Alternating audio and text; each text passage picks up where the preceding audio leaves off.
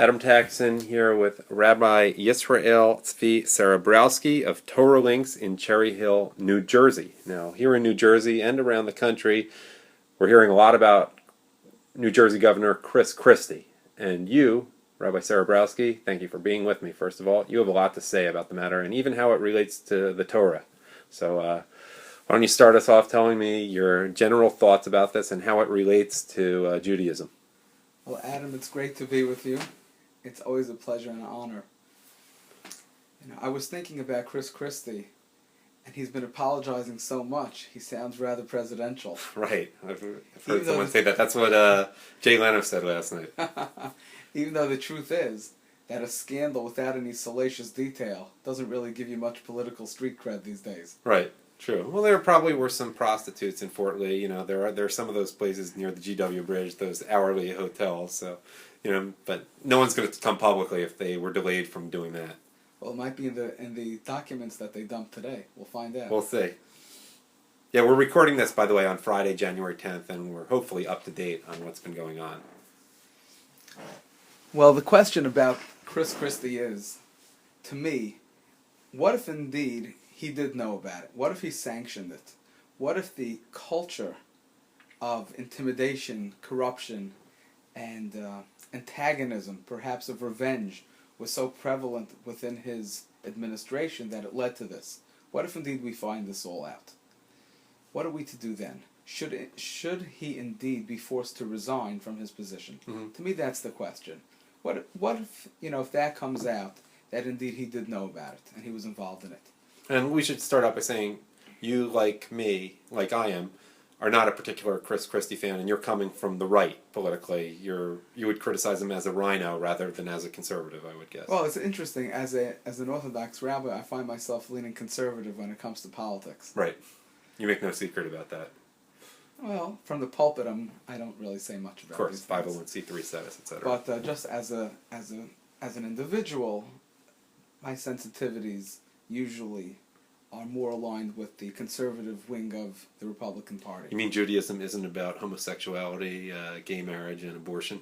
Well, it certainly has a lot to say about that. Yes, but not in favor of it.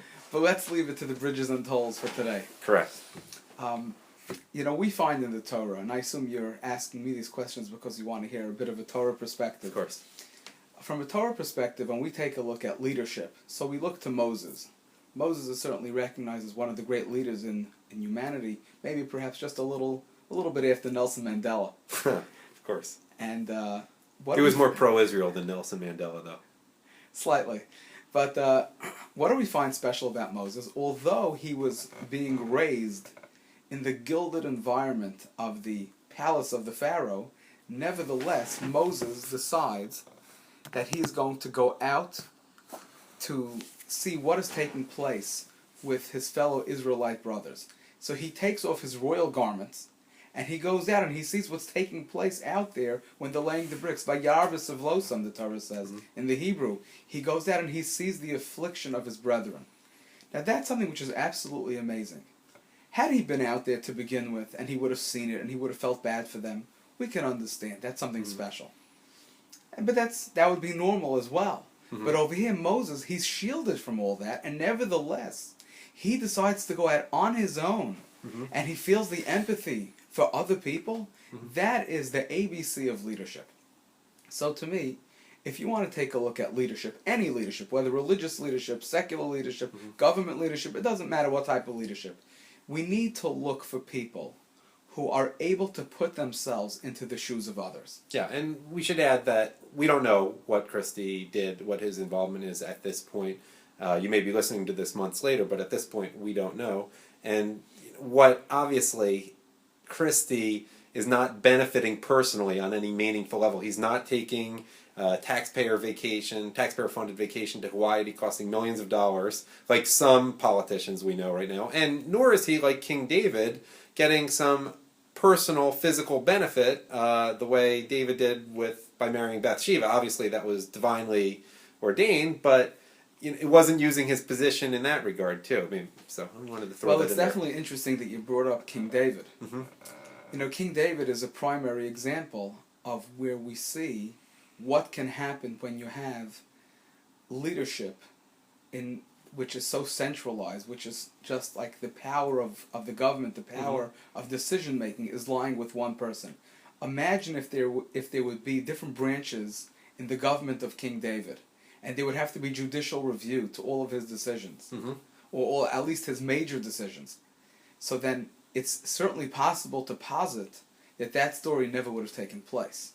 Right.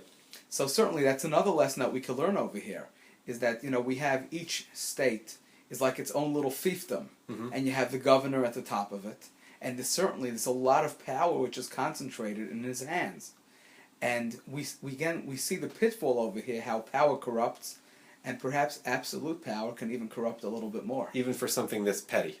Correct. Which is what this is. This would be hardly the kind of thing to lose one's political career over. I mean, I would tend to take him at his word when he came out yesterday in his press conference and he said, why in the world would I get involved in something like this? I mean, this man has higher aspirations. Right. He's seeking higher office. He would like to become the president of the United States.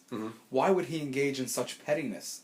I mean, he won, you can almost say, like in a political landslide. He had over 60 as a Republican, even though you call him a rhino, but as a Republican in a democratic state like New Jersey, to be able to win with over 60% of the popular vote. Why would he have to engage in such base type of behavior? Yeah, well, but that's not, we're assuming that he was not involved, but I know Rush Limbaugh mentioned something today, and you wanted to make a point about that probably does indict him somewhat. Yes, and that is... Go over what Rush Limbaugh said, obviously. Rush, or as we call him, the Rosh Hashiva. Rush, who has the great ability to be able to dissect issues and to explain them rather beautifully. Sorry to all those who are not his fans, but what Rush mentioned was that it's not only about Christie the individual, it's about Christie the persona and the type of administration which he leads. And the fact that his hand-picked people, those who are nearest and dearest to him, could even think of engaging in such type of behavior speaks a lot about the type of personality, and persona that he has and the type of administration that he's leading. And that in itself is a cause for concern. Yeah, I couldn't see this occurring under President Reagan. I couldn't see this happening under Mitt Romney, to tell the truth. And there are many other people I could mention, but those two come to mind, that a person just wouldn't feel comfortable sending a message. What was it that said, time to have some traffic in Fort Lee or whatever? You wanted to make one final point about the Parsha we're reading, not this Shabbos, tonight, Friday night, January 10th, and tomorrow, January 11th, but the one we're going to read next week, which is Parsha Yisro, where we get the Ten Commandments, most notably, and we're going to read that next week, and how that relates to Chris Christie. Well, we find that Moses is having a conversation with his father-in-law about Jewish leadership, about setting up a proper court system and the procedures for that and the qualifications for who should be able to sit on a Jewish court of law. And part of what Moses tells his father-in-law is that the people that should be capable, should be qualified, should be the type of people that are beyond corruption.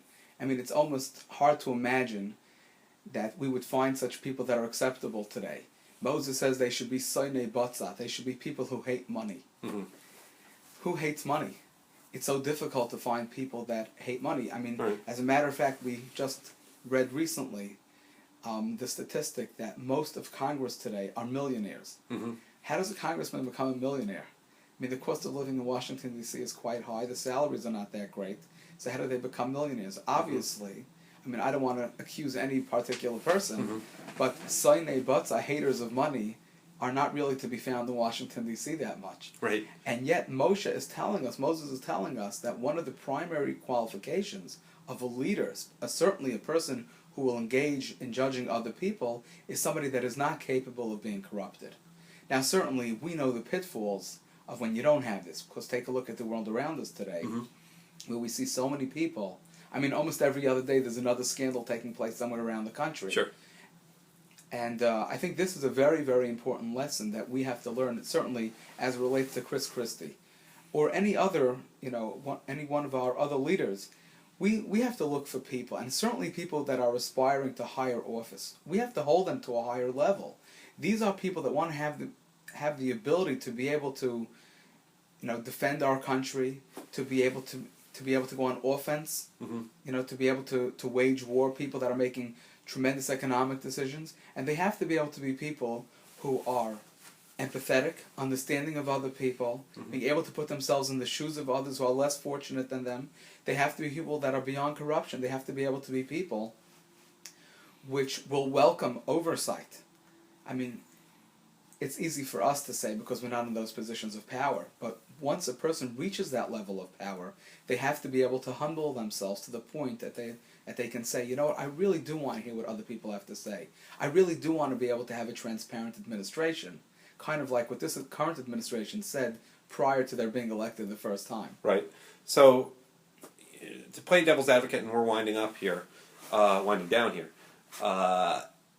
It seems like the biggest thing that it may well be that he's not responsible for anything more other than hiring someone who turned out to be a bad apple, negligent hiring here. But you have some things to say about that, and what are your final thoughts on that particular issue? Well, it's certainly my hope that he really wasn't involved, and that the worst thing that he would be culpable of was being surrounded by some evil people.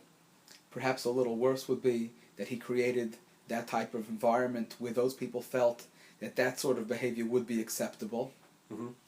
And hopefully we won't find out that he was actually in on it, and that he was involved in the planning of the retribution against the mayor of Fort Lee.